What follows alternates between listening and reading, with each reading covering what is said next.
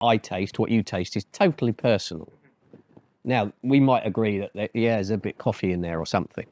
But if you start going down the route of all these flavours that some of the print magazines put out there, there's no going back from that. No. And then the next cigar, you've got to find a new batch of crazy descriptives. Yeah. And I think whiskey's a bit like that. You know, there are lots of notes in whiskey, but some of the notes that you read on some of these, I mean, crazy custard, and I just don't believe that people get that shit. I think you can just relate it to things that you've had before, and I think that's what a lot of people do. That I know that's what we do, and that's the way we explain it. I mean, we categorize it, whether it's sweet or earthy or spicy, and you can kind of break it down from there. That's totally fair enough. But if you say it tastes like Ritz crackers or something. So for that, the way we say, like in events, we get asked the question all the time, and obviously you probably spoke to many people that do cigar reviews and whatnot, but it's like you choose the characteristic, you can agree there's a sweetness, but then at that point, it's what that sweetness means to you, what you can relate it to in your own personal thing. So when we do reviews, we always say it's so subjective, as we all know. Yeah. We might be tasting, say, a vanilla for argument's sake, but then the sweetness that somebody else might be tasting is like a caramel. Caramel, yeah. So you can agree there's a sweetness.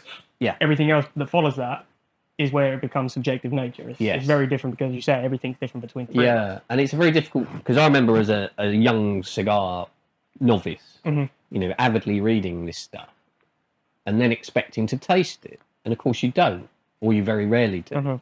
You might get something, but what you don't get is the same as somebody else most of the time. Yeah. So, you know, you would read Cigar Aficionado, 90-point cigar, notes of tea, blah, blah, blah, blah. And then you'd smoke it and you get nothing like that. Yeah.